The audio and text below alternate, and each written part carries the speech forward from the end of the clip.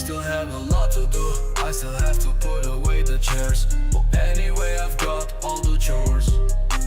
Or anyway, it's up to me to do them all. I still have to put my clothes today.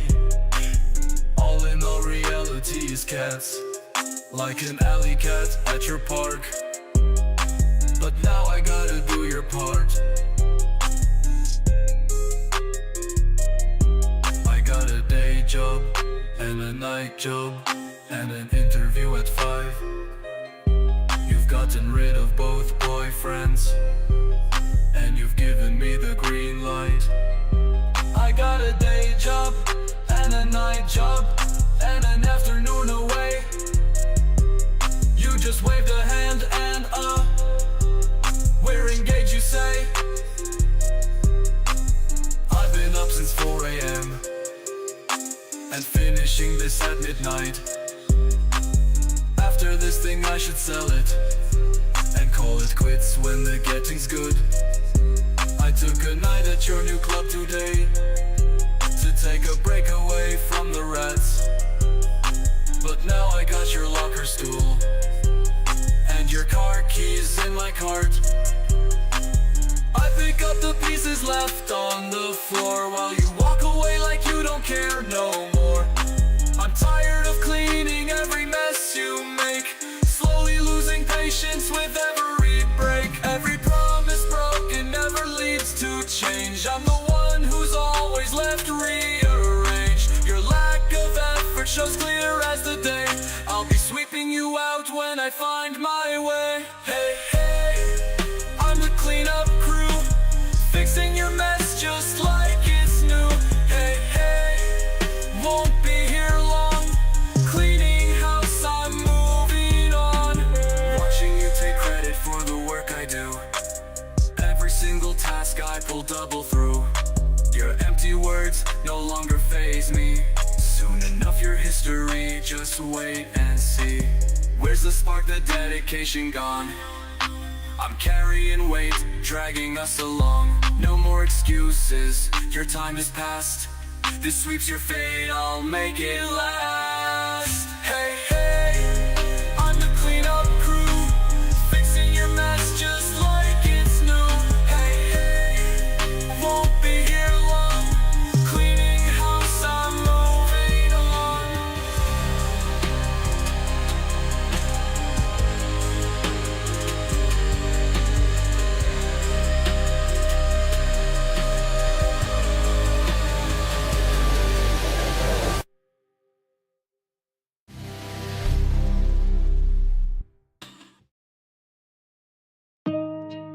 Tech Coach Ralph TVV. Yeah, men lying, women lying, numbers manipulate. Don't matter what no one say, I throw the stats away. No need for calculators, we already greater. No need to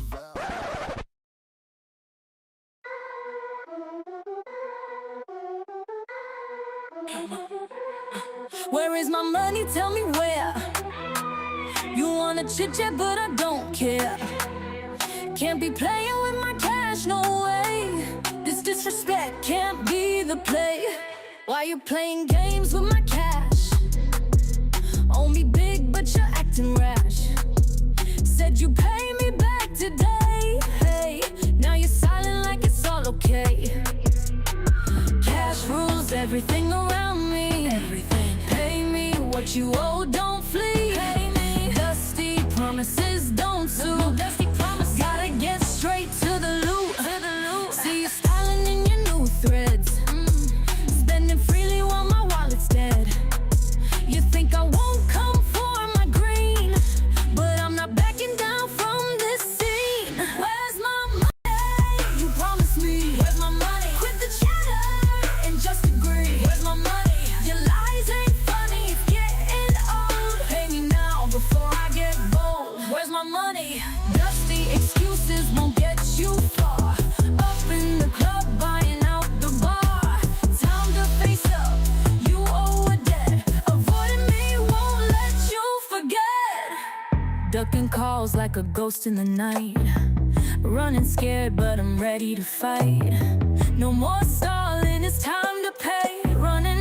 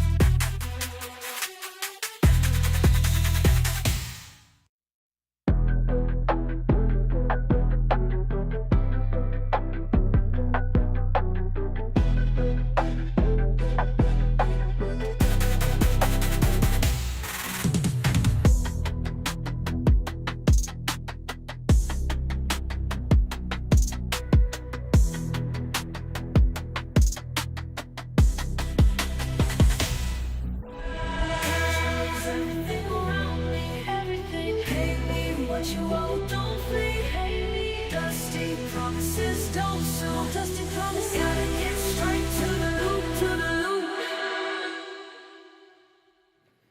Good morning, good morning, good morning. How is everyone doing today? Hopefully you are doing well. Let me go and start I should have started it before, but let's start our timer. Let us start our timer. How is everyone doing? Hopefully you are staying warm. It's even cold down here in South Florida. It's not as cold as it is in other places, but we're under 50. We are under 50 degrees. So I do not know what is going on. It's crazy. It is crazy. Anyways, how's everyone doing? How is everyone doing? You know what? Let me start the show like this. All right? Because I don't get many super chats, right? I mean, not super chats. I don't get many cash apps, right? But I saw one after the show on Thursday, and I just want to say a big thank you to my guy, Alexander F. for the cash app that he sent. I truly appreciate that. I appreciate you. All right, so this is the Men Lie.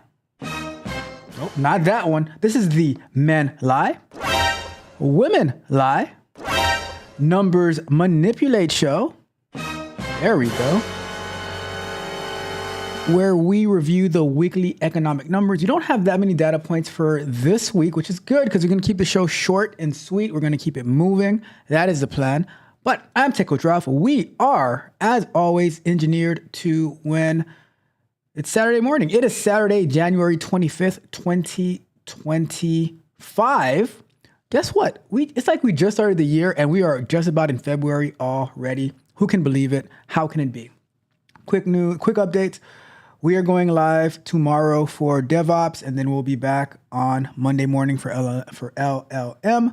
And then Monday afternoon, we're going to be doing our candid conversation. I'm going to be talking about entry-level roles, why not all entry-level roles are created equally. So that's going to be a good one because I know a lot of people are looking for entry-level roles and they're having a hard time with that. So I'm going to give my thoughts on that. And I just pushed the Abandoned album to all the stores. It will be available on Valentine's Day, February 14th, 2025. And it's going to be an amazing album. I got some additional upgrades on it. I think maybe about 3/4 of the songs you have not heard yet. Amazing song. So it's going to be absolutely amazing. All right. So I'm going to probably starting tomorrow, I'm going to be sharing that link for where you can pre-save the album on Spotify. So that's going to be awesome. All right. So looking forward to that. I can't wait for that. That's probably like my favorite album so far. So we shall see. I mean, I've only had 2, but I love Victory, but this one is going to be absolutely amazing. It's going to be so good. Learned a lot about the prompting and the AI, and it's high quality stuff. All right. So shout out to that. Before we jump into this, we're going to talk about these data center jobs in the Southeast. We're going to talk about the U.S. home sales. We're going to talk about the weekly jobless claims. And we're going to talk about the drop in existing home sales. That's the plan for today. Made a little bit of updates to the Urban Dictionary of Economic Data. But first, we have to check the chat and see what's going on with my friends. We the best. All right, so first and foremost, we got my guy Yakar, Mr. Tech-Neek in the building. Please say the dash or don't say it at all. And we got Alexander in the building. Like I said earlier, thank you, Alexander, for the Cash App.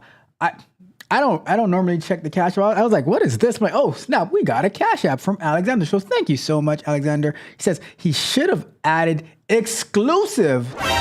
Hey, when it's exclusive, you don't have to say it's exclusive, right? You just drop it and let it ride. Let it ride, all right? All right, so let's get started with the show. So what I want to talk about first is this data center job boom that I saw about last night. And I said, you know what? Let's talk about it together. So let's go over and transition over to that. Why is that showing?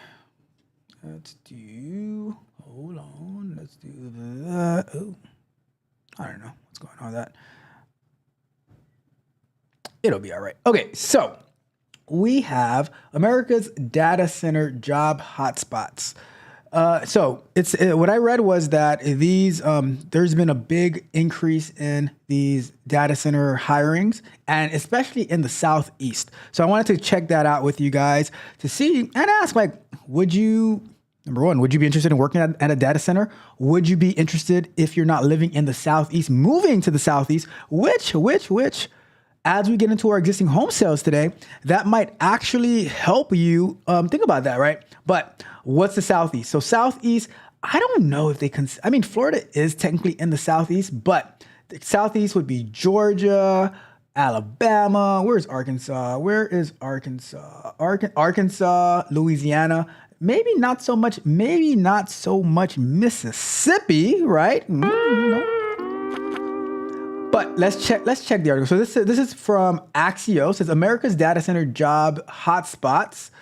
And it says change in data center employment from Q1 2018 to Q1 2024. All right, let's start with the article and then we'll come back to this map, okay? So this thing's bothering. Give me a second. I can't do this. I cannot do this with this thing bothering me right here. Let me go to... Hold on. Let's go to that. There goes the OCD part of it. And if I go, I don't know. It is what it is. All right. Anyways, things bother me. Okay. So let's go to read this article. All right. So it says data center work is burgeoning fields in parts of American Southeast and elsewhere, but raw job numbers aren't generally much to write home about. Why it matters. Companies, investors, and government are pouring tons of money and resources into data centers to help power AI and other gen tech, but there's a debate over how many jobs they'll create and whether they're worth the energy required to run them. All right. So driving the news, it says that Arkansas, 241.9% increase. South Dakota, 179.4% increase. Georgia, 131.5% increase, had the biggest increases in data center employment between the first quarters of 2018 and 2024 per the U.S. Census Bureau quarterly workforce indicators. They were followed by Louisiana at 126.3% and Idaho at 121%.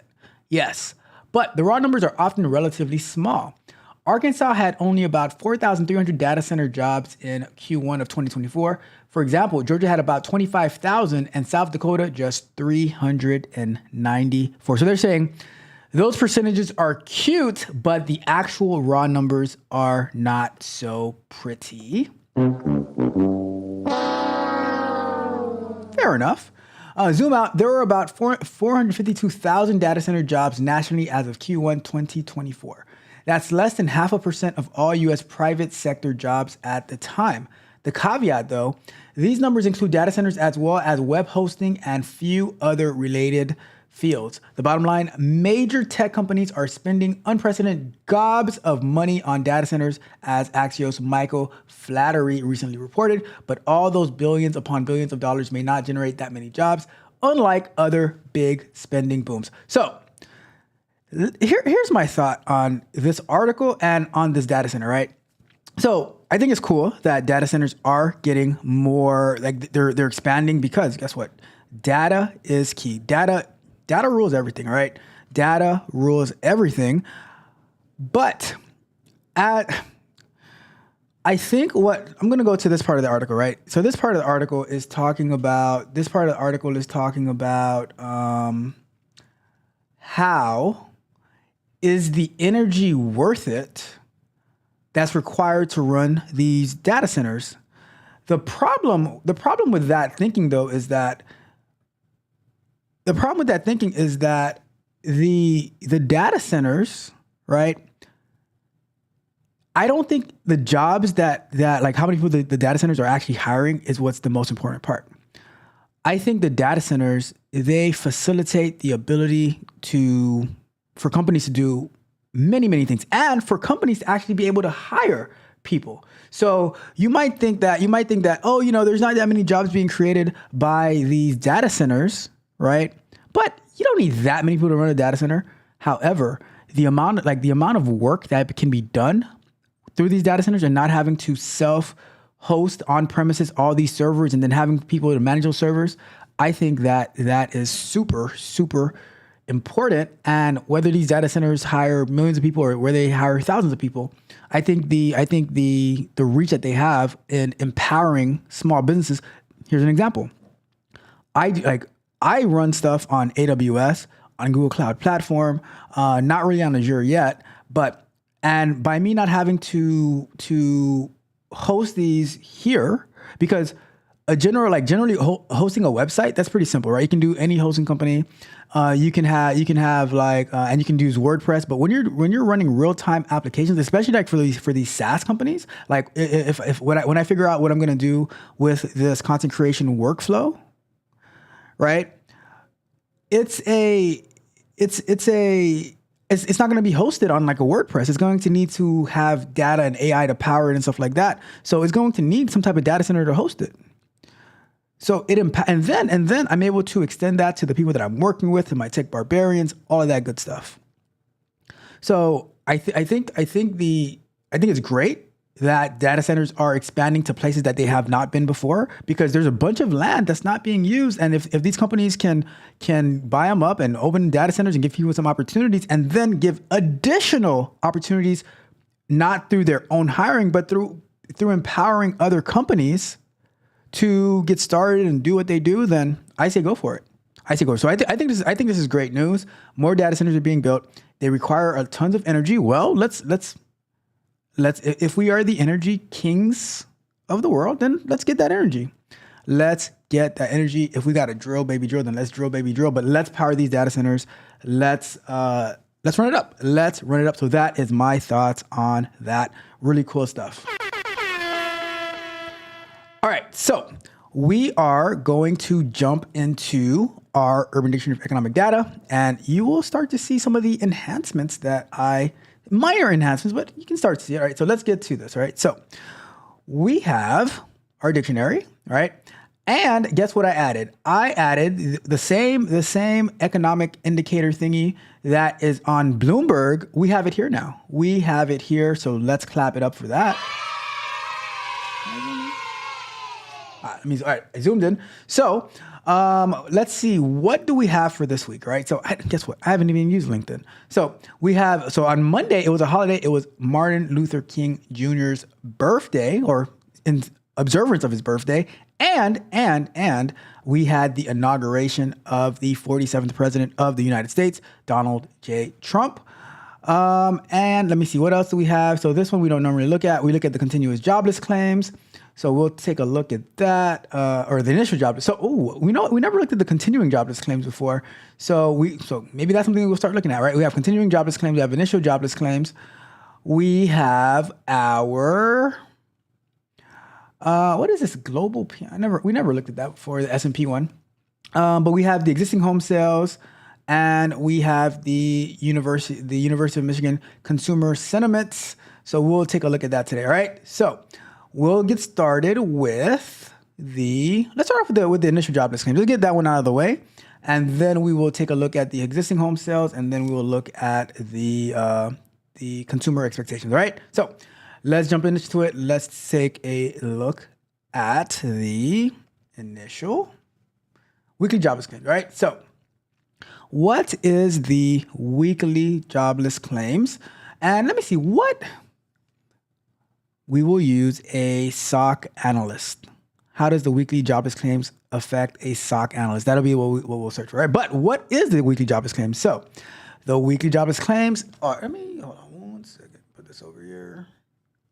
Cool. So the weekly jobless claims, it says the Department of Labor's initial jobless claims report shows the number of people who have recently lost their jobs and applied for unemployment benefits for the first time.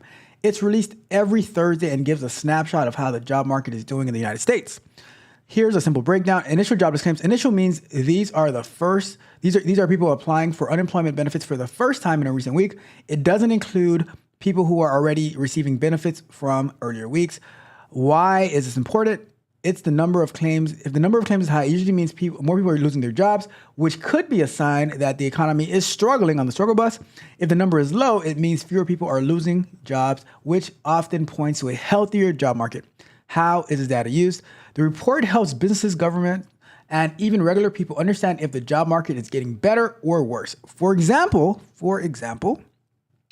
it says, let me see. If jobless claims suddenly spike, it could mean companies are laying off more workers, and that might be a warning of a possible recession.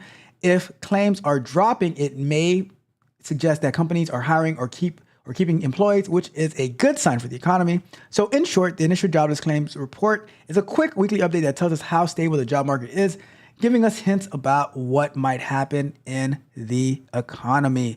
So let's go ahead and let's do customize our experience. And we're going to say, let's say a SOC analyst, right? Let's see if it knows what a SOC analyst is. I'm pretty sure it does, but let's take a look. Guys, see my little indicator bar at the top over here? So for a SOC analyst, right? So now let's say a SOC analyst, security operations center analyst, works for a company that relies on a stable workforce for its operating functions. Here's how the weekly jobless claims can impact their work. Okay. It says resource allocation. If the weekly jobless claims report shows a high number of claims, it could indicate that unemployment is rising. This might suggest that companies are struggling financially. As a SOC analyst, they might need to reassess the company's security resources and budget. If companies are cutting costs, they may reduce investments in cybersecurity. You do not want to do that, which could increase vulnerability to cyber threats. It says threat landscape awareness. High unemployment could lead to an uptick in cybercrime as individuals may turn to illegal activities for income. Oh my God. For example, there might be more phishing attacks, identity theft, or scams targeting people desperate for work. A SOC analyst should be aware of this potential increase in malicious activity and adjust their monitoring strategies accordingly to protect the organization. That's a good point. I didn't think about that, right? So if the jobless claims are indicating economic distress, it could impact the type of threats the company faces. The SOC analyst might need to prepare incident response plan specifically for new types of attack that could be associated with the economic downturn. This is all about being proactive. So, in summary, while the SOC analyst primarily focused on cybersecurity, external factors like weekly jobless claims can provide important context to the economic environment, helping them make informed decisions about resource management, threat assessment, and incident response planning. It's about connecting the dots between the economy and with security. All right, so let's take a look at the numbers real quick. What's up, the wealth building journey? What's up, Magnetar in the building? All right, let's take a look at this report. It says that, let me zoom in on this one.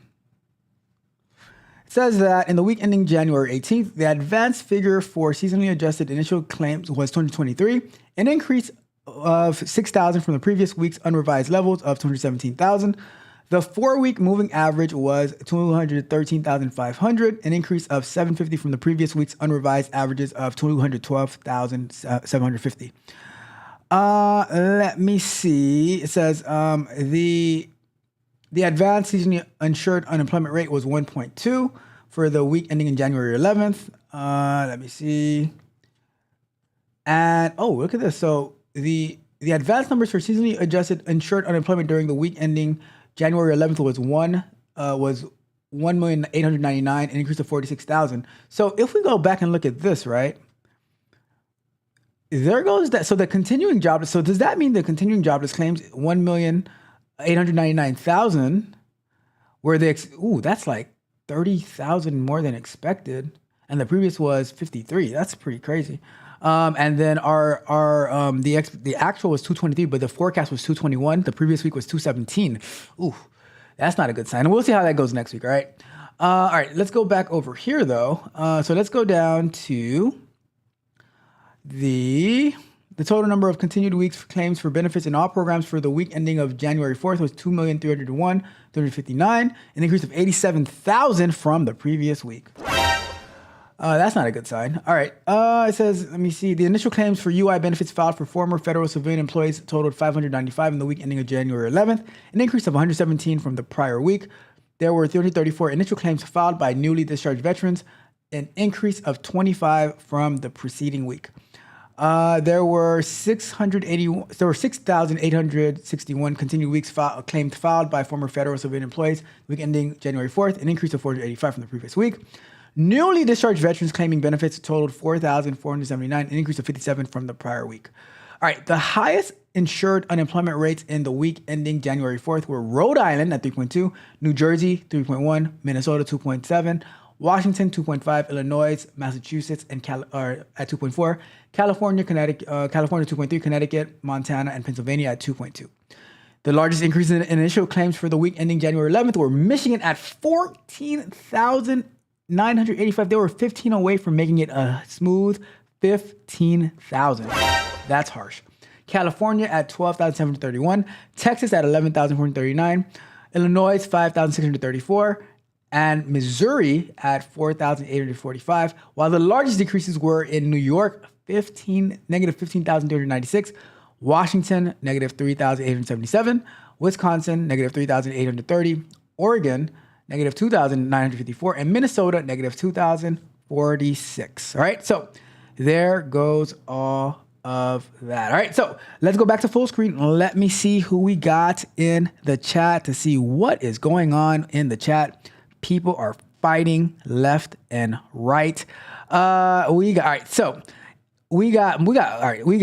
the wealth building journey in the building. What's up, the wealth building journey? How are you doing today? We the best.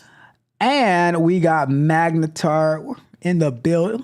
Wait a second. We got Magnetar in the building. Magnetar says, "Is this a sock position?" We'll find out in a second. Let me open that up. Let's see what we got going on over here. I will pull that up in a second. Let me see.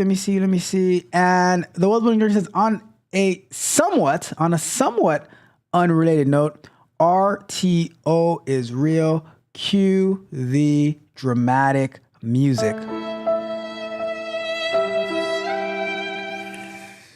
I wasn't going to bring it up. I was not going to bring it up. And Magnetar says, "What does this time out button do?" Ooh. Trip CJ says, "I'm not here. I'm strategically disappeared momentarily." Oh, okay. All right. But I see you though, CJ. What's going on? Says, "I don't know why. What did I do? What did I do? What are you talking about? What did I do?" All right. And we have, let me see, JHNA Jellybean on the Twitter side or on the Twitch side. Are you a real person? Are you a real person or not? Let me know. Let me know if you are a real person or not. All right. So let's take a look at this link that Magnetar sent us real quick and see, is that a SOC role or not? SOC 9, right? So it says the role is cybersecurity researcher. Similar. So it says focus in cyber arena and design, and specialize in the design, development, integration, and deployment of cutting-edge tools, techniques, and systems to support cyber. Just from reading this one, it doesn't really sound like a SOC analyst. And it says, "I am in fact a real." I go, "Oh, nice, awesome. Well, happy to have you here. Welcome. How are you doing?" So, sometimes on Twitch, sometimes you get bots, and for the most part, YouTube is pretty safe from the bots. But every now and then on Twitch, you get these bots. I have to make sure. But welcome. How are you doing? And shout out to you for going to college for cybersecurity. That is awesome. We the best. And which college are you going to for cybersecurity, by the way, if you don't mind me asking? What college are you going to for cybersecurity? I think that is absolutely fascinating.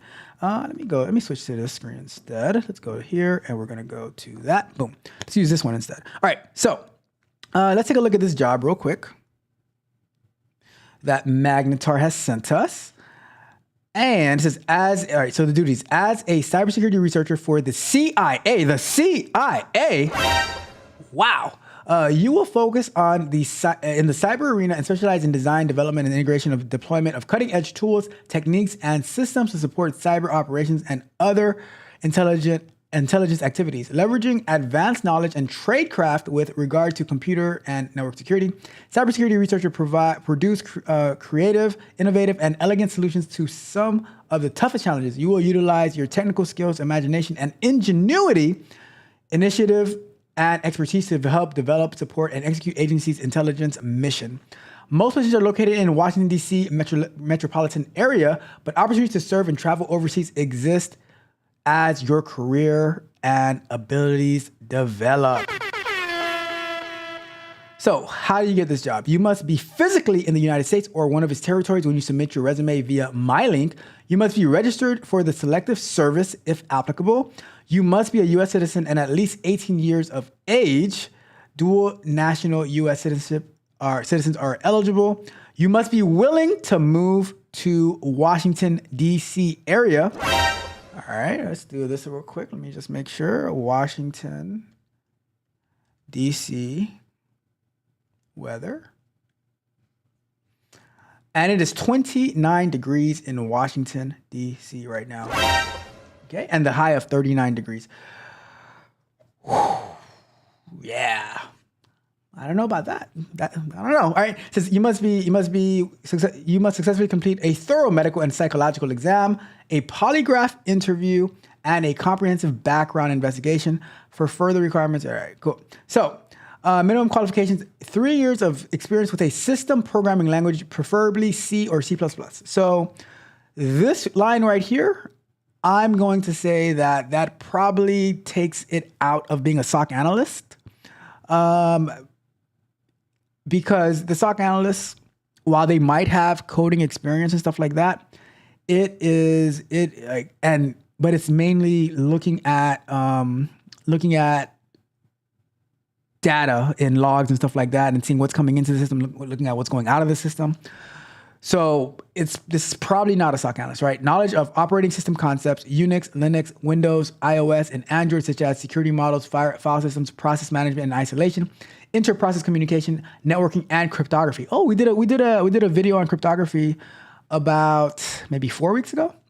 On computer science fundamentals and software development best practices, basic computer network exploitation, CNE, and computer network attack, CNA, techniques and terminology, ability to design, develop, debug, and maintain a diverse portfolio of programs written in C/C++, in using modern software development tools and methodologies. So this line right here, definitely not a SOC analyst role.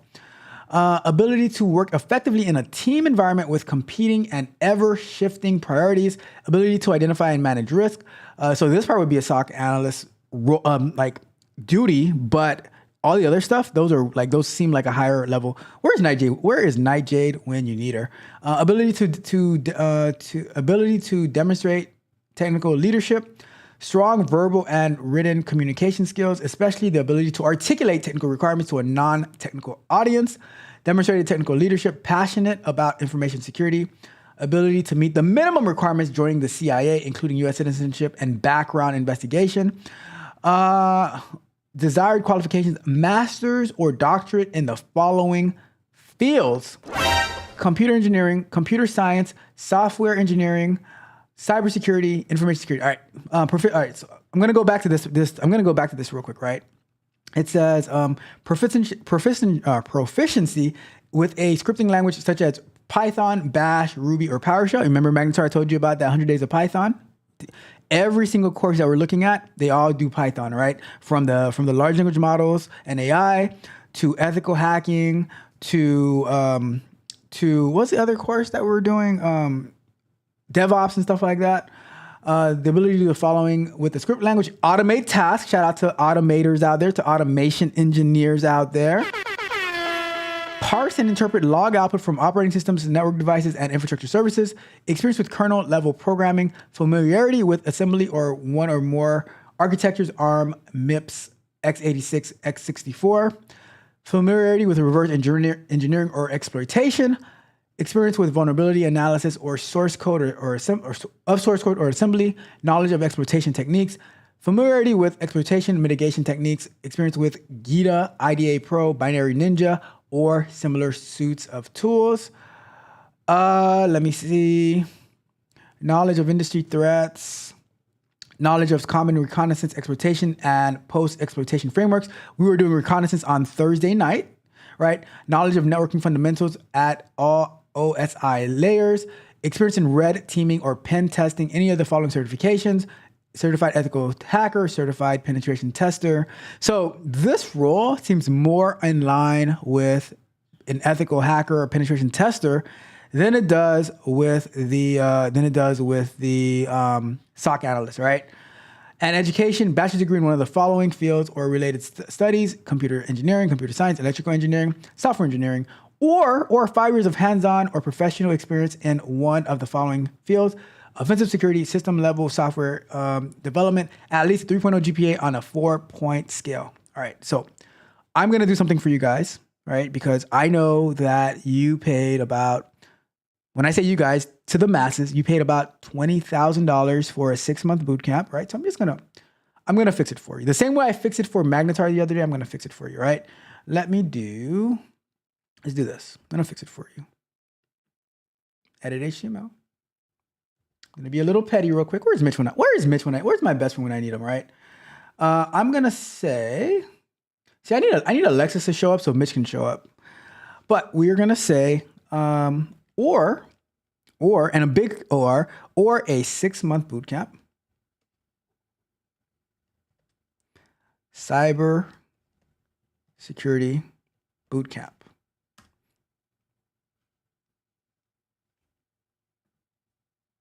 All right.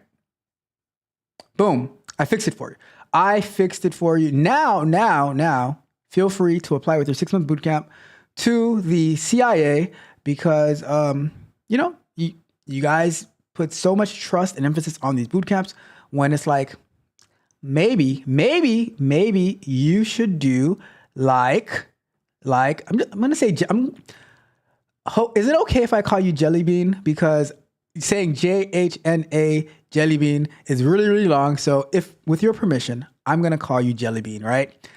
Maybe you should, in fact, be real and go to a college for cybersecurity like my new friend Jelly Bean is doing, all right? So I'm just saying. Do you even get a GPA at a boot camp? I'm just saying. I was gonna lie to you, but I had to tell the truth. I'm just being honest.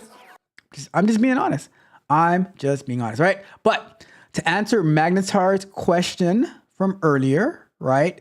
Is this a SOC analyst position? I'm going to say no, it is not a SOC analyst position. It's a pretty advanced position, to be honest with you. If you were a SOC analyst before and then you grow from there, you might end up in this position, but this is way more advanced than a SOC analyst, right? So this thing is really bothering me. Let me fix this. Let's go to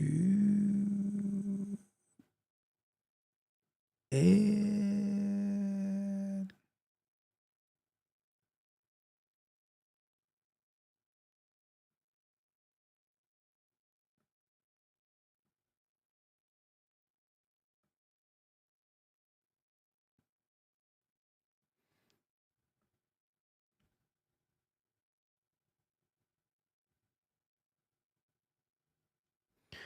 I'm sorry. I cannot take that address bar up there. It was driving me absolutely crazy. Right. Anyways, let's go back to full screen. We're done with that. I just get so annoyed by these little things. Right. So let me check the chat and then we're going to get to our existing home sales. All right. So let me see what we got. Let me see. Let's see. And Jelly Bean, if that's okay, says that she goes to Kaiser College. Shout out to Kaiser. That is awesome. Let's see. So the Well-Being Journey says Trump enacted a massive federal hiring freeze, though. Well, aren't you the bearer of bad news, the Wealth Building Journey? Aren't you the bearer of bad news? And the Wealth Building Journey says it's 26 degrees here in the suburbs. Do not come. I'm just saying. And you know what? The Wealth Building Journey. I have one question for you. I'm gonna go back. I'm gonna go back to this Wealth Building Journey. I have one question for you. The Wealth Building Journey. Here is my question for you. The Wealth Building Journey. Have you no empathy, man? Come on. Like I tell you, no empathy whatsoever. Anyways, it says, do you think that is referring to Python 3? Let me see. What in particular I don't think anything in particular is referring to Python 3, because to me, Python is Python.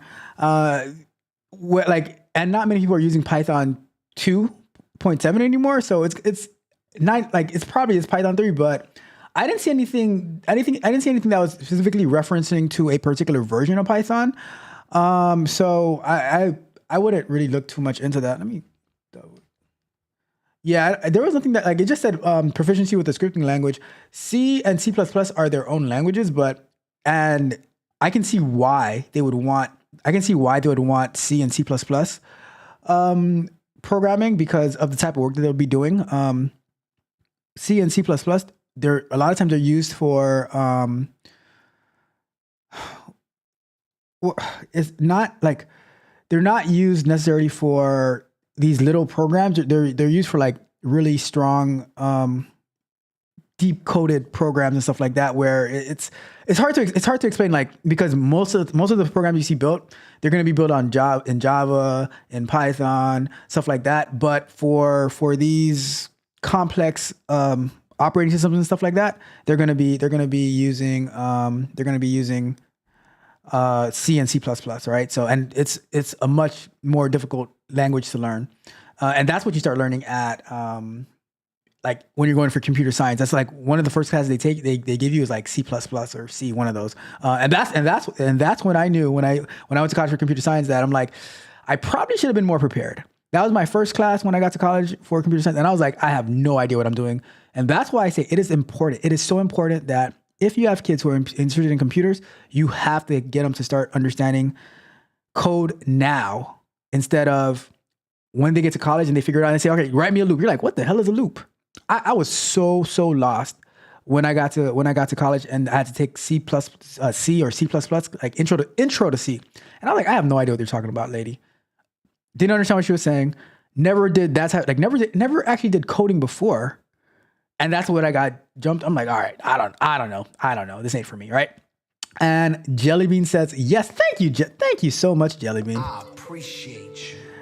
And Mike says, should the VA stop doing business with boot camps? I cannot answer that question. So here's the thing, right? If they are willing to do it, but the problem is a lot of these places are asking for college degrees. Why couldn't the VA help more with like getting better education? To me, I think you should just get better education, right? Whether like have them look into programs like the WGU, right? I haven't used WGU for myself, but I know a few people who have used it, and they said it's helping them a lot. They help you. They actually pay for your certificate, or the certifications are included in it, right? So I'd say check into that.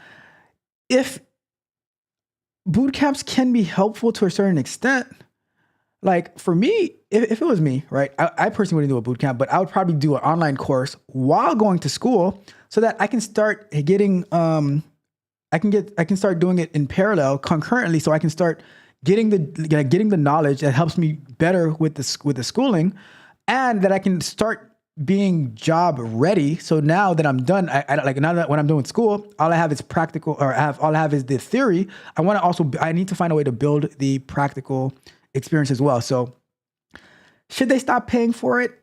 It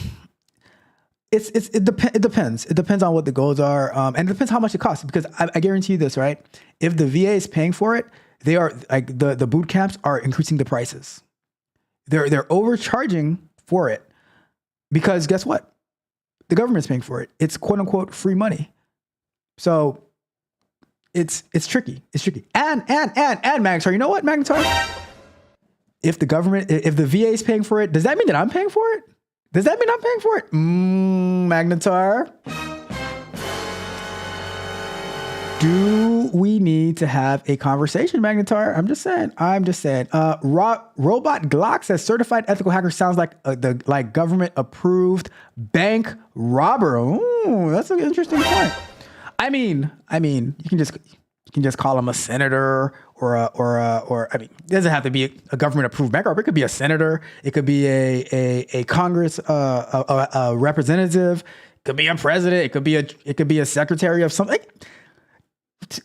Honestly, for me, they're all ethical. They're all hackers. They're all hackers. All right.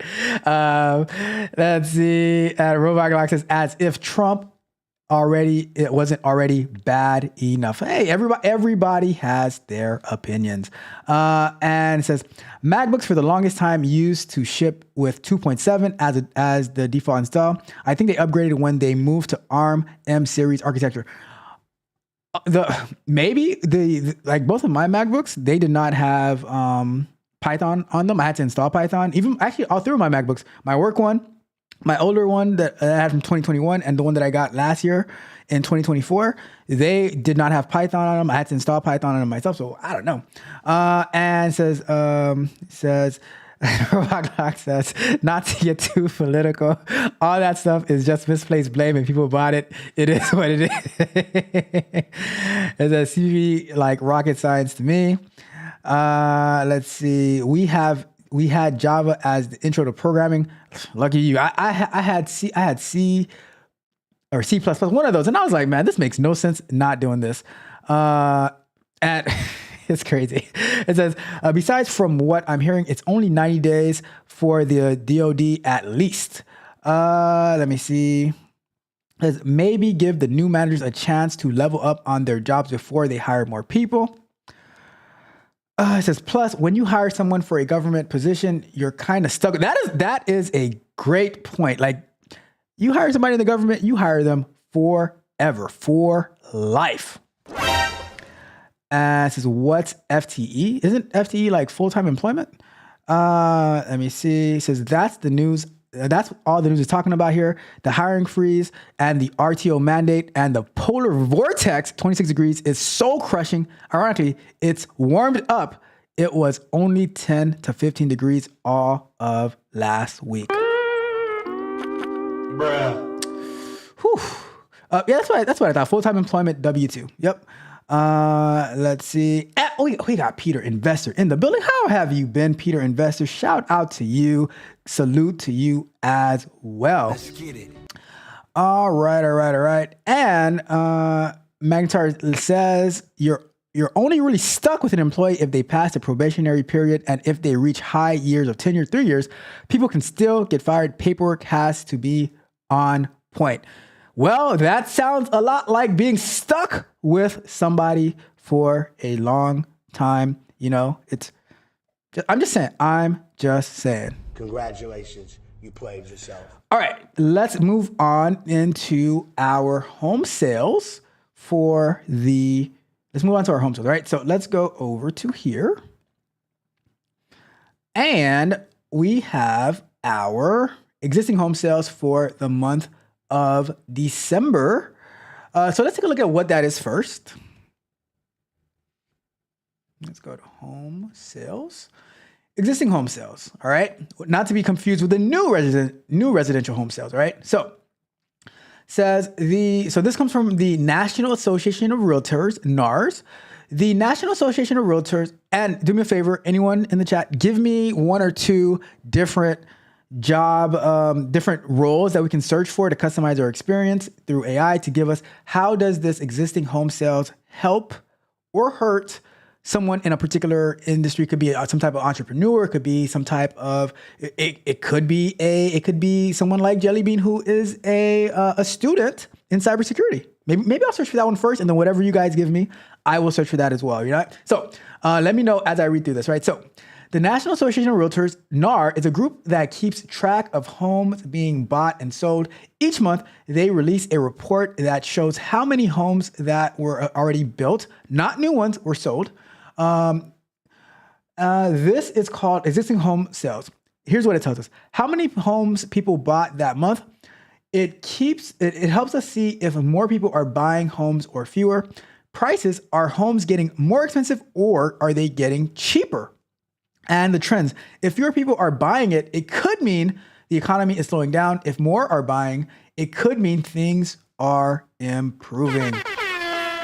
This report is important because it gives people like business owners and the government a peek at how healthy the housing market is, which can affect jobs and the economy overall. So I'm going to start off with what I said. I'm going to start off with a cybersecurity student in college.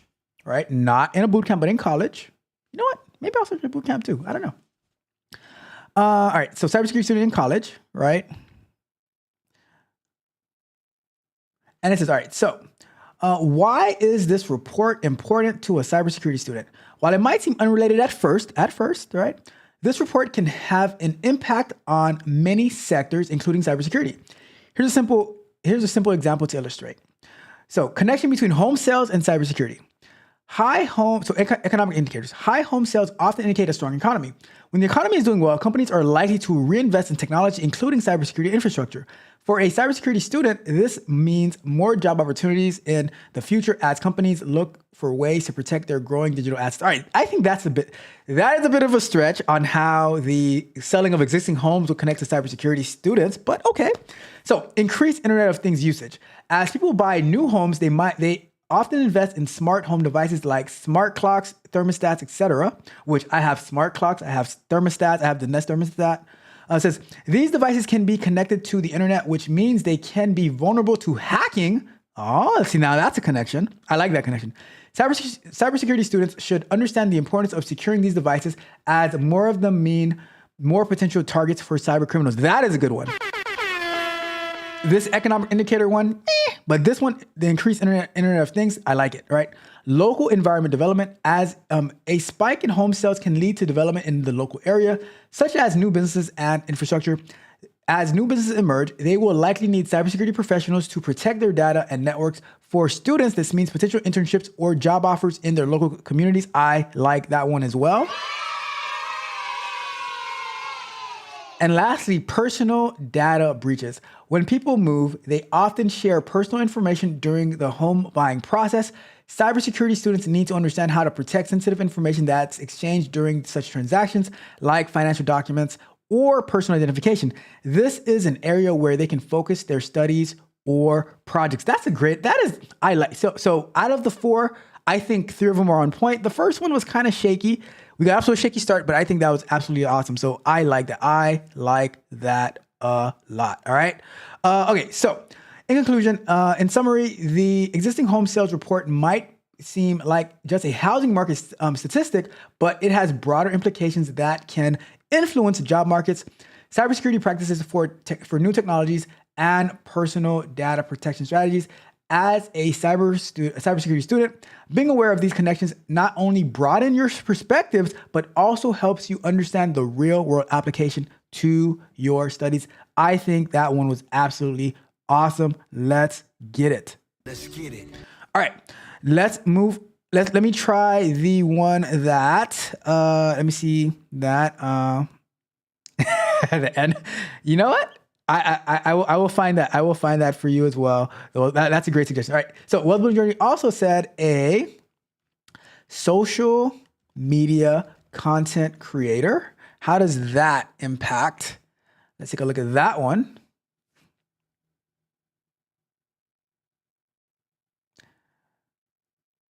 Let's go. All right. So the all right. So this data is important for the real estate market and can be quite impactful for a social media content creator in several ways. Let's see how. All right. So trend analysis content. If the report shows that existing home sales have increased, a content creator could make posts or videos discussing the surge in home buying. They could analyze what factors contributed to this rise, like low mortgage rates or increased demand in certain areas. This kind of analysis can attract viewers who are interested in the real estate trends or market insights. I'm going to add something to this at the end after reading this. It says targeted content creation. If the report highlights specific regions where sales are booming, a content creator can tailor their content to those locations. For instance, they might create a series of videos showcasing homes in that area, interviewing local realtors, or providing tips for potential buyers. This targeted approach can engage a niche audience more effectively. Education opportunities. The report could serve as a springboard for educational content. For example, the content creator could create posts explaining what the existing home sales figures mean for an average consumer, first-time home buyers, and sellers. They might even discuss how seasonal trends affect real estate, which would help followers better understand the market. Infographics and visuals. Using data from the report, the creator could design vibrant infographics to highlight key statistics like the median home price for the number of homes sold. Visual content tends to perform well on platforms like Instagram and Pinterest, driving engagement, and the key to everything is engagement, all right? Hear from the experts. The creator could host live Q&A sessions or interviews with real estate experts to discuss the implications of the report. This would not only provide valuable insights to their audience, but also position the creator as a credible source of real estate knowledge. So I'm going to say this as well, right? When it comes to monetized content on social media, especially on YouTube, from my understanding, real estate content is gold, maybe even platinum. You might have a lesser amount of views than, you might have, let's say you get like 100,000 views, right? While somebody else who might be in what do you call that space? Modern culture type stuff, they might get millions of views, right? But the amount of money that the content creator in the real estate sector might be way more than the trending cultural topics are because it pays more. Real estate pays more. Same way as tech content pays more. From my understanding, right? From what I've seen, right? So that's another way, based on the type of niche and content that you're in, you might make more money that way as well as a content creator. So that's that. All right, let's go over to the report. Let's go to the report, right? So existing home sales, 2.2%. And it says, in December 2024, existing home sales rose to a seasonally adjusted rate of 4.24 million, the strongest pace since February. For February was 4.38 million. Sales grew 9.3% from 1 year ago, the largest year-over-year gain since June 2021. According to NAR economist Lawrence Yun, which, because me and Lawrence are close on what, like, from me to Lawrence, not Lawrence to me, but I call him Larry, shout out to Larry. Says home sales in the final month of the year showed solid recovery despite elevated mortgage rates. Home sales during the winter are typically softer than the spring and summer, but momentum is rising with sales climbing year over year for 3 straight months. Consumers clearly understand the long-term benefit of home ownership. Job and wage gains, along with increased inventory, are positively impacting the market. Let's see. Let's go down to existing home sales data measure. All right, we got that. Let's take a look at breakout of single. All right, so is there an actual report? Let me see. All right, let's go to, they changed the report. All right, so figures for the nation only, including total existing home sales, single family sales, and co-op. Let me see, monthly supply. Where's the actual? Okay, there we go. Read the full news release. All right, so let's go down to here. So they rose in December on the annual basis. Existing home sales 4.6 declined to the lowest level. So wait, what? All right, existing home sales ascended 2.2 in December. Right, that's what it says right here. Now, if we scroll down a little bit right here, it says existing home sales climbed in December according to the National Association of Realtors. Sales advanced in 3 of major U.S. regions and slipped in the Midwest year over year. Sales accelerated in 4 regions. On an annual basis, existing home sales 4.06 million declined to the lowest level since 1995. What? While the median price reached record highs of $407,500 in 2024. Total, so on an annual basis, they're talking about on an annual basis. So not for the month of December, but on an annual basis, it declines to the lowest level since 1995. Total existing homes completed transactions that include single-family homes, townhomes, and condominiums and co-ops elevated to 2.2% from November to a seasonally adjusted rate of 4.24 million in December. Year over year, sales swelled 9.3%, up from 3.88 million in December 2023. Let's see. Home sales in the final months of the year showed solid recovery despite elevated mortgage rates. They are very elevated, right? Said NAR chief economist Larry Yun. Home sales during the winter are typically softer than the spring and summer, but momentum is rising with sales climbing year over year for 3 straight months. Consumers clearly understand the long-term benefits of home ownership. Okay, sure. Job and wage gains, along with increased inventory, are positively impacting the market. Total housing inventory registered at the end of December was 1.15 million units, down 13.5% from November, but up 16.2% from a year ago, 990,000. Unsold inventory sits at a 3.3 month supply at the current sales pace, down from 3.8 months in November, but up from 3.1 months in December 2023. The median existing home price for all housing type in December was $404,000, up 6% from a year ago. All 4 regions posted price increases. The median home price was elevated partly due to upper end market relative better performance. So it sounds like more expensive homes got sold. Yun added, sales rose by 35% from a year ago for home price above $1 million, while sales fell for homes priced under $250,000. Let me see. Realtor Confidence Index. It says properties typically remain on the market for 35 days in December, up from 32 days in November and 29 days in December 2023. First-time home buyers are responsible for 31% of the sales in December, up from 30% in November 2024 and 29% in December 2023. Let me see. Cash sales accounted for 28% of transactions in December, up from 25% in November, but down 29% in December 2023.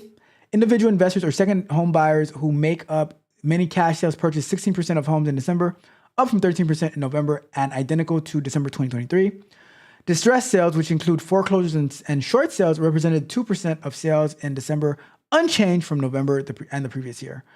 Mortgage rates. According to Freddie Mac, the 30-year fixed rate mortgage averaged 6.96% as of January 23rd. That's down from 7.04% 1 week ago, but up from 6.69% 1 year ago. So it might look like from 6.96% to 7.04%. It might seem small, but when you're talking about thousands and millions of dollars, that's a big deal.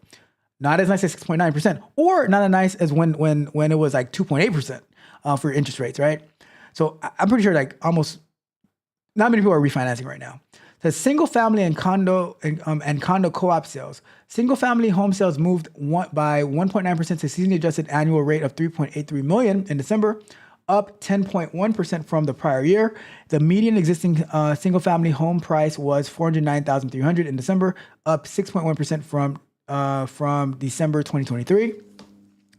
Existing condominiums and co-op sales increased 5.1% in December to seasonally adjusted annual rate of 410 units, up 2.5% from 1 year ago, 400,000. The median existing condo price was 359,000 in December, up 4.5% from the previous year. Let me see.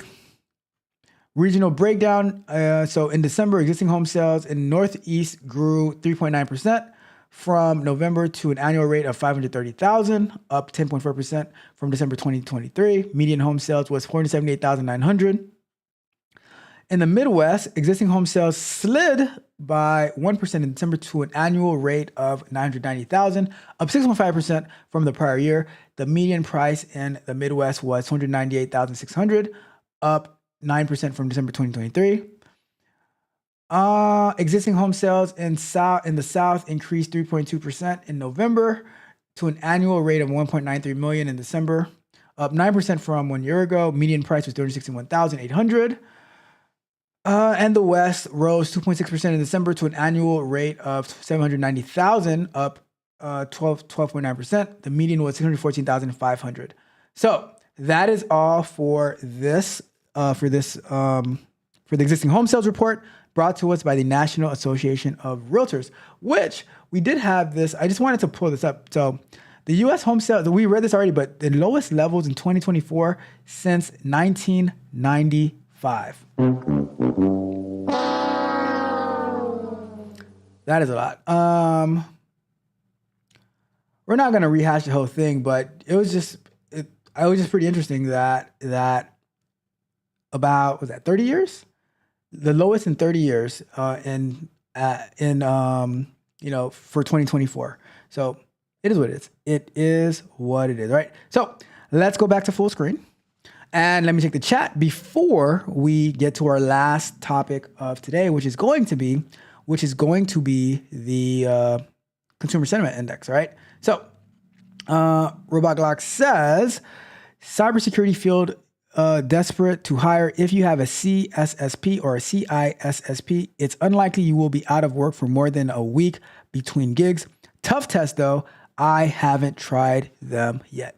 It depends on the role, you know, and if you can actually pass the test, because they are tough. And we have my bestie in the building. What's up, Mitch? Did we just become best friends? Yep. Says it just gets to a point where I can't stay quiet anymore, and I have to say that I am so happy to have you as my best friend. And you know what, Mitch? I feel the same way. I feel the same way as you do. All right. We the best. All right. Let me see. It says, how would Mitch and Ralph content go? I think it would be absolutely awesome. We should give it a pilot run. We should definitely try it, Mitch. Whenever you're ready, Mitch. Whenever you're ready, we will have a show, and we'll do what we do. And Robot Glock says, Fed cut interest rates a few times in 2024, but not enough to get people to buy houses apparently. And that's the thing though, right? House prices are up, right? House prices are up. Insurance is up. Property taxes are up. And the interest rate is up. Like for the house, like the mortgage rates are up. They're above, like they're almost at 7%. So it is really, really hard to get people to buy houses when just because you have a few interest rate cuts, but everything that comes with buying a house is up. Guess what? If you buy a house, right? Lawn care is up. Pool care is up. The price of food is up. How much do eggs cost? My wife went to buy some eggs yesterday. They said there's an egg shortage. You can only buy one case of eggs or one carton of eggs, whatever you call them. So the price of everything is up. So although that they've had the only thing I've seen gone down in price is the cost of gas. That's the only thing I've seen gone down. But everything else, I see it's up. You know, I'm just saying. And Robot Glock says mortgage rates will still 2 times what they were in 2022. That's a fact. It's crazy. Not only is the housing, the cost of houses down here in South Florida is more than double. Like on my same block, it's more than double what I paid for my house back in 2015-ish, right? More than double. The interest rates are double what double my initial interest rate, almost double my initial interest rate, double my current interest rate, right? And the price of insurance is, for me alone, it's about 3 times when I first bought the house with my insurances, and the property taxes are about almost double as well, right? So imagine for somebody buying a new house, and you don't, like, down here we have something called the homestead exception, where they can only raise your property taxes by a max of 3%. But when you go and you buy a new house, they are assessing the property taxes based on the current value of the house. So now you're probably paying like $8,000 in property taxes. You're probably paying like $10,000 in homeowners insurance, and your interest rate is 7% as well. So it's crazy. It's crazy. Like, so I can see why home sales are going down for the past 30 years, or the lowest that they've been in 2024 since 1995, right? Let me see. And let's see. Robot Glock says $2.99 a dozen if you catch a sale. If you catch a sale. The prices have gone down from what they were, but it's still expensive. And I heard there's a shortage, right? And Mitch says, so interest means nothing. What do you mean by that? Interest means nothing. Can you clarify a little bit, Mitch? I don't understand what you mean by that. It says, can y'all even get insurance in South Florida? We can, but it's going to, but we have to sign the insurance contract in blood. Is what it is. It is what it is. It says it's getting crazy out here. It is. And last comment before we go to our last topic, Robot Glock says, I remember working a project to try to get the South Florida home insurance risk spread out across the country, which kind of makes sense as every region has their own natural disasters that cost insurers. See, but that's the thing, right? With insurance itself, it's such a shady business because there is so much involvement by, and this is my opinion, right? There's so much involvement by the government and stuff like that, and regulations that even for healthcare, imagine if you could get healthcare across state. Like, imagine if healthcare could be competitive, right? Imagine if your utilities could be competitive. You can barely be competitive with your cable and internet, right? It's either you have to get like an AT&T or a Comcast or Xfinity, and so now they can charge whatever they want. So that I agree with you though, Robot Glock. I agree with you. All right, let's get to our last topic before we wrap it up for today.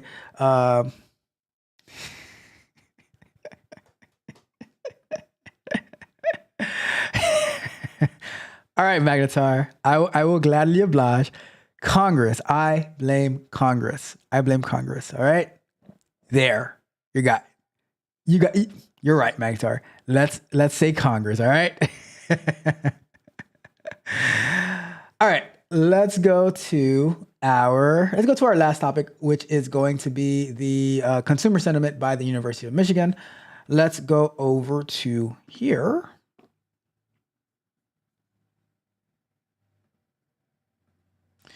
And all right, so let's go back to the homepage, and we have our University of Michigan Consumer Sentiment Index and consumer expectations.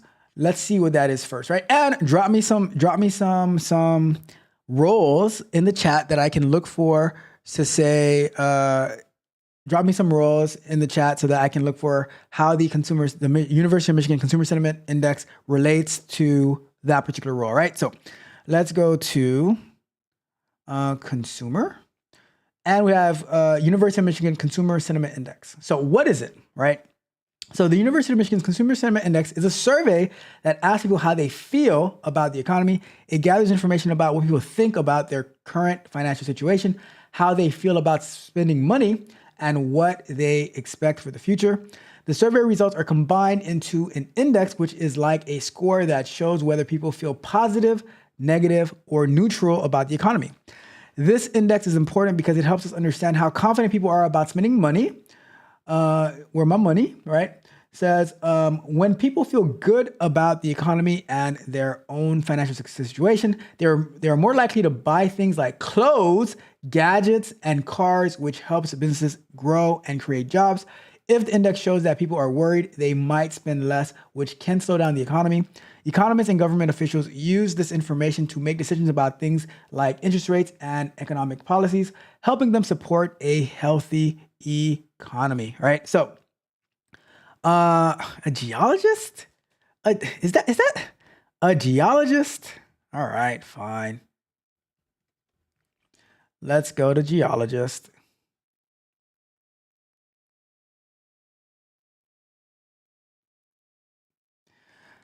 All right. So how does the University of Michigan Consumer Sentiment Index impact a geologist? So imagine a geologist working for a mining company.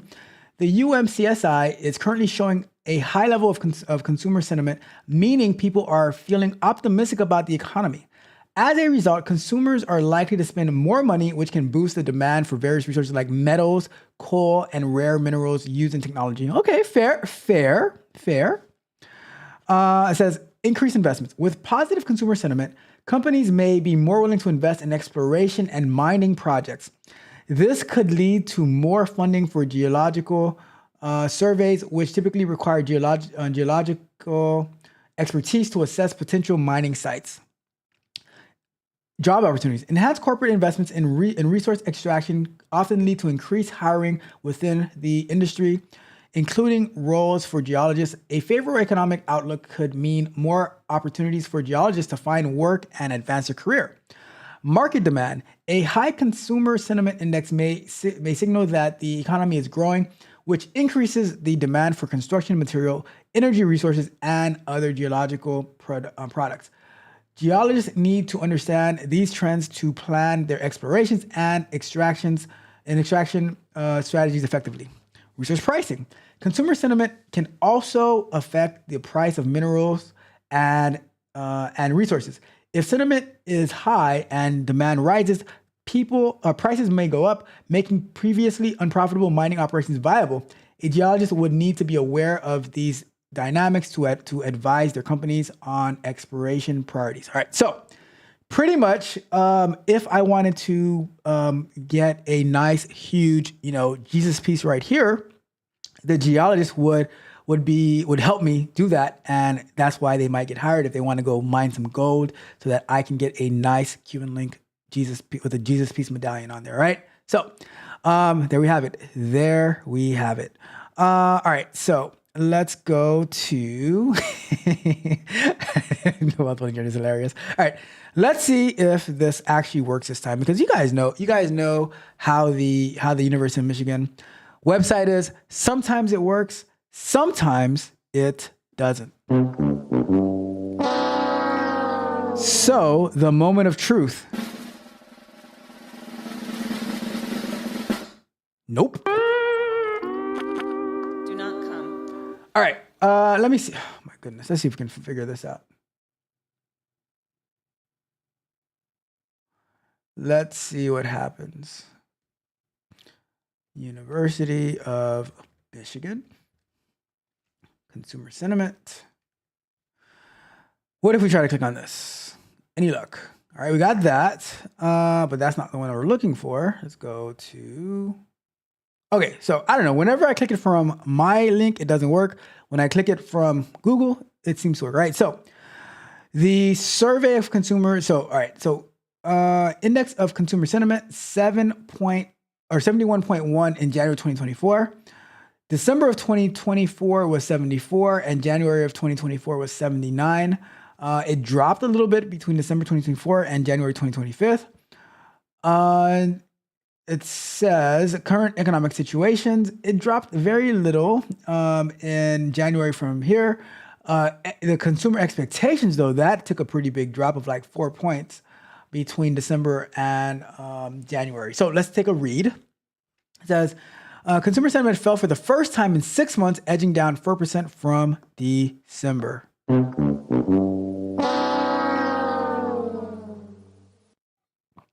While assessments of personal finances inched up for the 5th consecutive month, all other index components pulled back.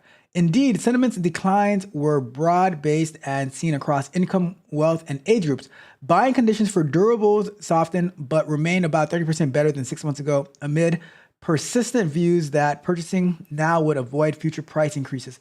Despite reporting stronger incomes this month, concerns about unemployment rose. About 47% of consumers expect unemployment to rise in the year ahead, the highest since the pandemic recession. January's data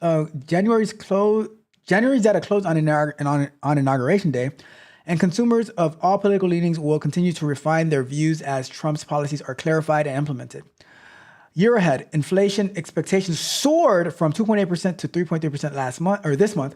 The current reading is the highest since May of 2024 and is above the 2.3 to 3.0 range seen in the 2 years prior to the pandemic. Long-run inflation expectations rose from 3% to last month to 3.2% this month, the same reading seen in November 2024. For both the short and long run, inflation expectations rose across the income and education group. Concerns over the future trajectory of inflation were visible throughout the interviews and were tied to belief about anticipated policies like tariffs. Consumers continue to spontaneously express motives for buying in advance to avoid future price increases, and robust auto and retail sales data suggests that consumers are indeed acting on these views. And there we have it. That is the University of Michigan Consumer Sentiment Index, where it reviews how people are feeling about the economy. All right, let's wrap it up with the chat and then we will get out of here. Great show today. Thank you guys for tuning in. Thank you, Robot Glock. I always appreciate when you show up here. You give some amazing, amazing insight. So shout out to you. All right, let's check the chat, right? So it says, Magnus says, when you say government, when you say government, you get folks who once again start blaming all of us stupid cycle. Look, all right, Magnetar, I'm going to be honest with you. Magnetar. Let's do it this way.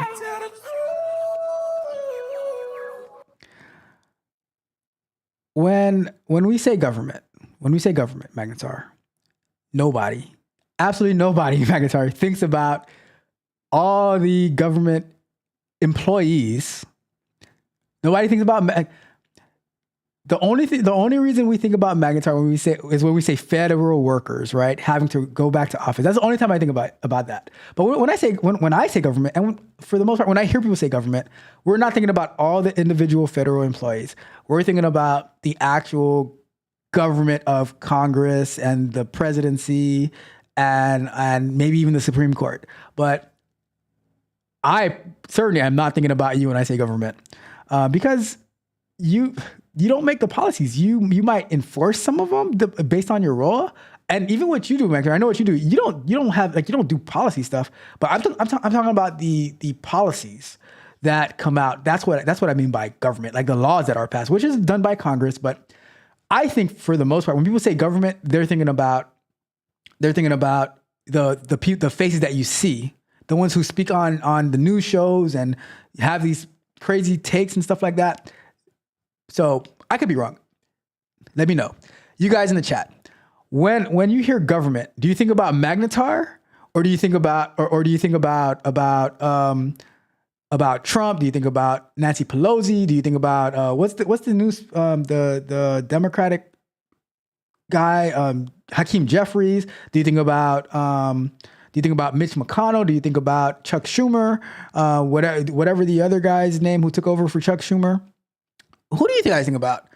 I think about those people. I don't think about Magnetar. What's this? Oh, it's only money. Shout out to my guy Magnetar. I appreciate it. Let's check that super chat out real quick. Magnetar says, I can believe you. In any case, thanks for the video and the I got you, Magnetar. You are my guy. The king snitcher himself. All right. If you see Magnetar gone for about 10 minutes, you better be worried. You better be worried. Okay. All right. Let's wrap it up with the chat. Let me see what else we got. We got. See, there goes a troll. There goes the troll I was talking about. The trolls I was talking about on Twitch. All right. Let's see. We have Mitch says weirdo than lowering mortgage rates. Mitch, I still don't know what you mean. Help me out, Mitch. Give me like 5 more words that I can understand what you mean. I know what you're referring to. I just don't understand what you mean by the interest doesn't mean anything, and by this, right? So help me out. And it says, so we got the geologist says, geologist recession proof rocks are eternal. That's a good way to see it. That is a good way to see it. Let's get it. It says geologists are the ultimate authority at the phrase "go kick rocks." Bruh. Robot Glock said, maybe new home development increases demand for geologists. Oh, that's a good point. That is a good point. Like if they are breaking ground on new subdivision, that's a good point. That might make sense. That might make sense. You know, I agree. Because I mean, what if they go to break ground and they find a bunch of dead bodies? That would be creepy. Of cats, though. Of cats. Not of humans, because that would just be wrong, right? Let me see. Magnetar says NYC fashion? Was that for like the search for how it relates? Let's see. It says, I don't know about the University of Michigan survey says about software development, but all the software engineers I know are nervous as long tail cats in a room full of rocking chairs about AI and LLMs. Well, I would say that if you're a software engineer and you are nervous as a long tail cat in a room of rocking chairs about AIs and LLMs, then you should tune in on Mondays and Wednesday mornings as we navigate through learning large language models and AI. You know what I did yesterday at work? I installed Olama on my computer and I installed Anaconda in Jupyter Labs. And I was like, well, let me start building some workflows that's going to help me be more efficient so that I can be more effective and I can focus on writing automation sets and stuff like that. And we can have less bugs. You know, I say either you're going to be nervous, being scared, being scared, or you are going to adjust and adapt to becoming a AI and large language model software engineer, because guess what? They're still going to need help. So that's my take on that. It says, TCR doing it right. Level up on new tech LLMs and get out in front. See, you said it right. You said it before I even said it. So shout out to that. And Magnetar says, right. He was talking about when I was talking about the government.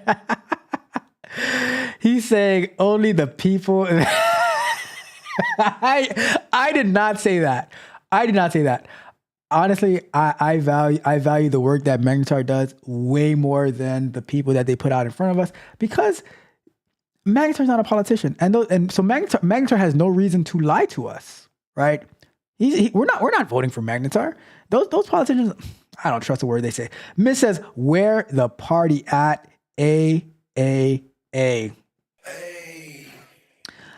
And Magnetar says, or Robot Glock says, I think of the folks down at the post office, and I think technically the U.S. Postal Service isn't even a part of the actual government. That's a good point. I don't think about them. Because if I'm thinking about people who work at the DMV, I'm going to say the DMV. If I'm thinking about the post office workers, I'm going to say the post office workers. If I'm thinking about people who work at the Pentagon, I'm going to say people who work at the Pentagon. But when I say government, I'm thinking about politicians. That's what I'm thinking about when I say government. Let's see. Let's see. And the World Journey says, speaking of a, you see, I already got smoke for patience. Patience, World Journey, trying to get me in trouble.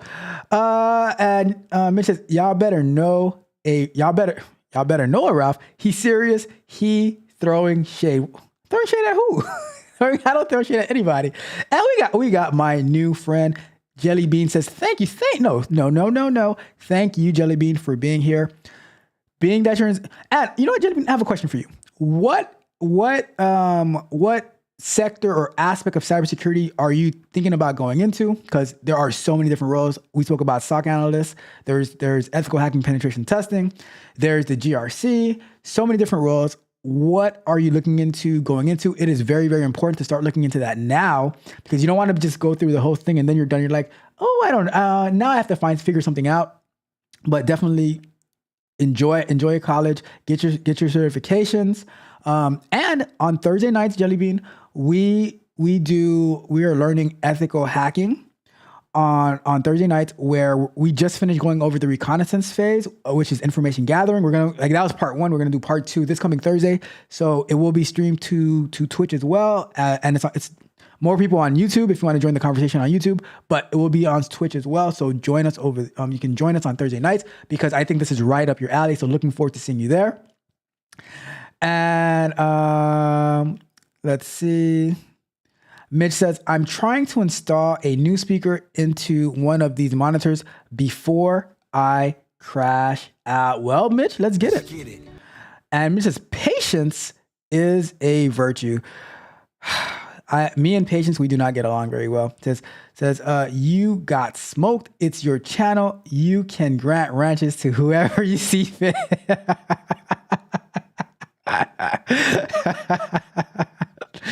And it says, Ralph, gaslighting as usual. What? I would never. It says, yeah, DMV, a good example of the government making life itchy. Makes sense. It says, pen testing or bug bounties. What? Say what? That is right up the alley that we're learning. Shout out to you. We the best. That's awesome. And Jelly Bean says, we'll also tune in. Awesome. Now I have to make sure I don't forget to share it to Twitch, because the very first episode, I forgot to share it on Twitch and it was a nightmare. I forgot to share it to Twitch and to X. But I'll write it down. Make sure you push it to Twitch as well. Shout out to Jelly Bean. And it says, CJ, you are okay in my book. CJ is okay, right? And the World Journey says, it's always fun when the government shuts. I honestly, I normally have a government shutdown party. I'm just saying, I normally have a government shutdown party. Whenever they shut down, I'm like, what? Time to party. And you know what I notice? You know what I noticed? I notice nothing. I don't notice any difference when that happens, right? Congratulations, you played yourself. Because the important employees still have to show up to work. They still have to show up to work. And the non-essential employees, right? All right. Oh God, I don't want to do this. I blame CJ for this.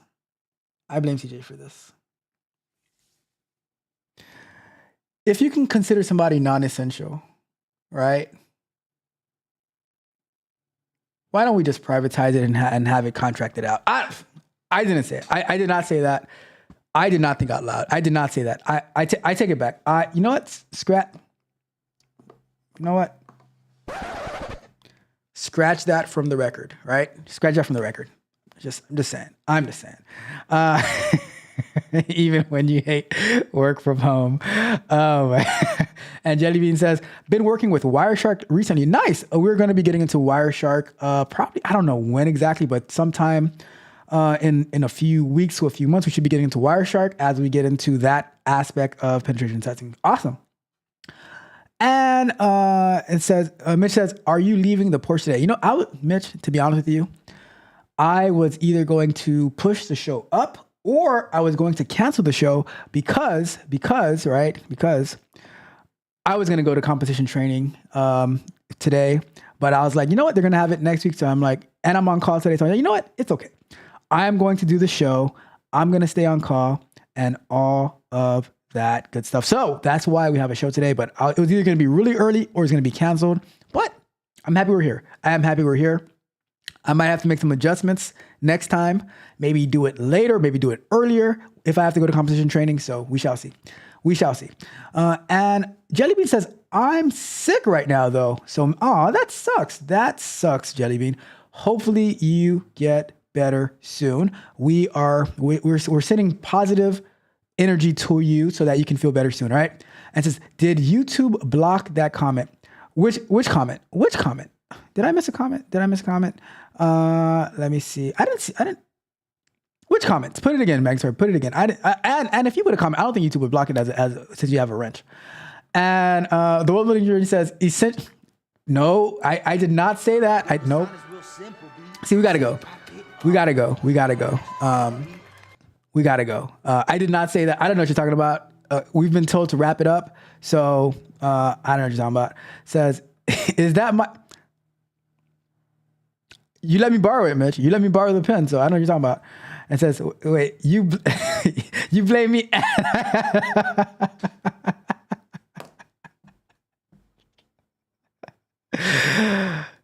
CJ, see the problem with you, CJ, is Have you no empathy, man? have you no empathy, CJ? Have you see? And that's what's holding me back. You have no empathy for my guy Magnetar. I'm just saying, right? It is what it is. It is. Anyways, we are gonna get out of here. CJ's comment about the government shutting down. Did you? Oh my God, you guys are too funny. Did you remove it? Let me see. Hold on. Let me check on the other side. Oh yeah, you did remove it. So I'm able to see it in the software. That's hilarious. That is hilarious. All right. Anyways. I'm sorry, Mitch. I will put it on a overnight. I'll overnight it to New Jersey, and that way you can get your pen back. All right.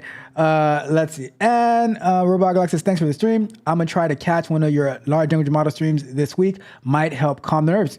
Please come.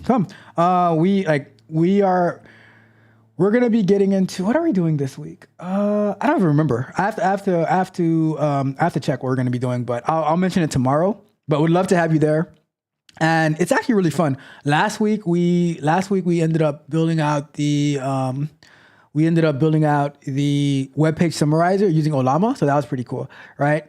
So that's about it. But yeah, I would love to see you there. And Mitch says, "Where's my heart? Busy. All right, busy. And I'm busy, Mitch. I'm busy. Okay, so all right. Anyways, we're gonna get out of here. You guys have an amazing day. Enjoy your Saturday. Try to stay warm. All that good stuff. Magnetar, shout out to you. Appreciate you. CJ, appreciate you. Mitch, appreciate you. Yakar, thank you for stopping by. Robot Glock, shout out to Robot Glock. So much insightful information. And to Jellybean over there on the Twitch side, really appreciate you stopping by, and happy to be able to add some bit of value into you. And I hope you feel better. Take care, everyone. Magnus says, I noticed on other channels, YouTube does the blocking, censoring. I don't know who does what. All right. But we're out of here. You guys take care. Tech Coach Ralph. Where's my song? Where's my outro song? Tech Coach Ralph. Hold on. Before I say we're out. There we go. Tech Coach Ralph. Another episode of the Men Lie, Women Lie, but numbers manipulate.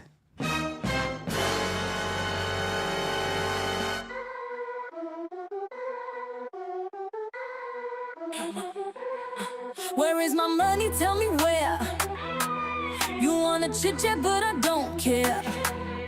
Can't be playing with my cash, no way. This disrespect can't be the play. Why you playing games with my cash? Owe me big, but you're acting rash. Said you pay me back today. Hey, now you're silent like it's all okay.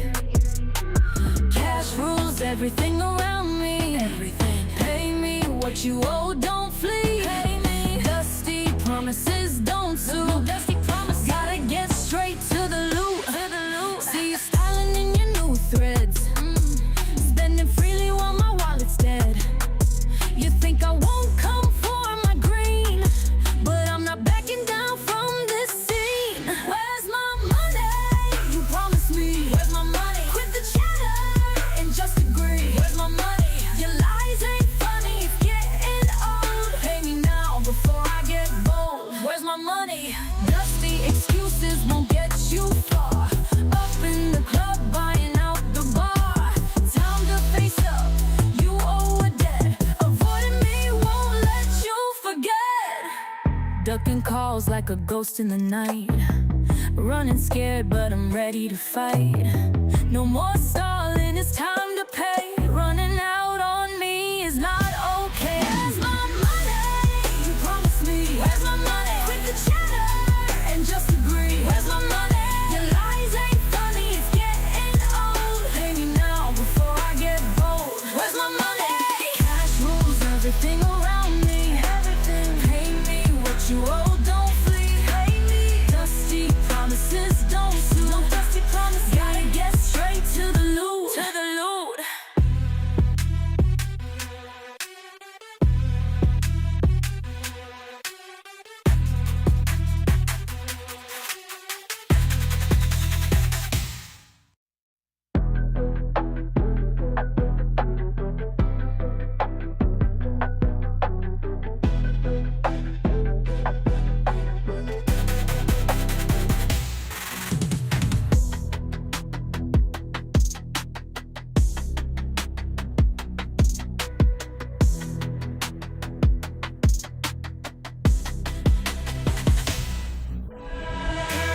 Everything around me, everything. Pay me what you owe, don't flee. Pay me. Dusty promises, don't sue. Dusty promises. Gotta get straight to the loot, to the loot.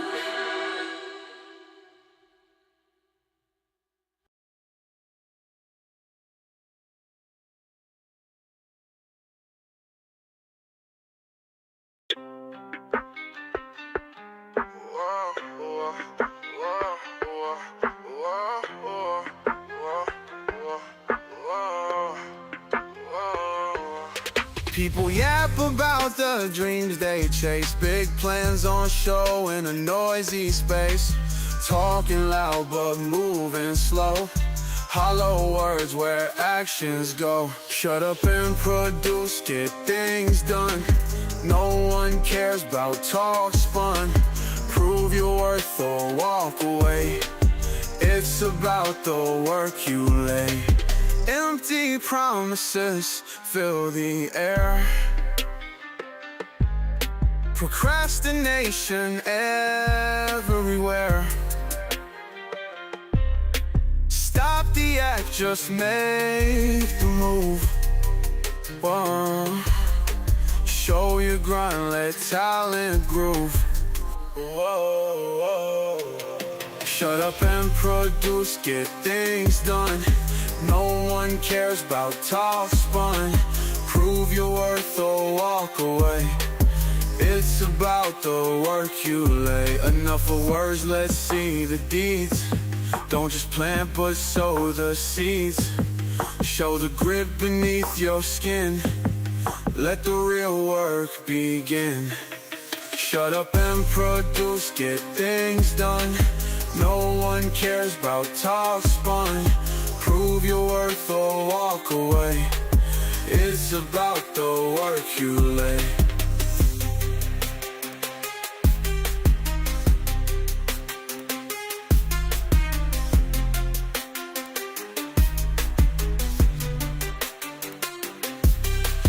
Enough of words, let's see the deeds.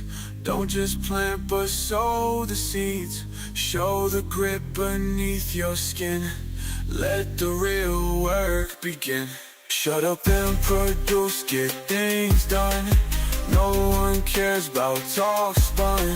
Prove your worth or walk away. It's about the work you lay.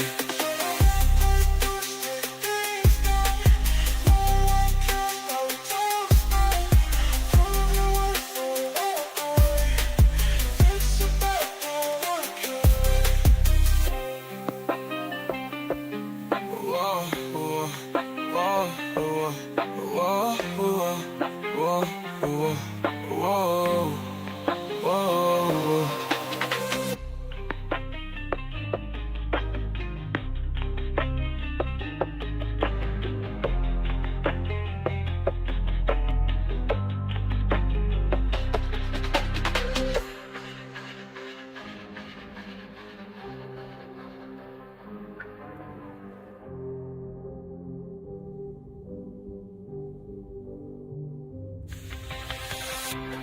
Words like CDs, just plant and sow the seeds. Show the grit beneath your skin, let the real work begin. Shut up and produce, get things done. No one cares about talk spun. Prove your worth or walk away. It's about the work you lay.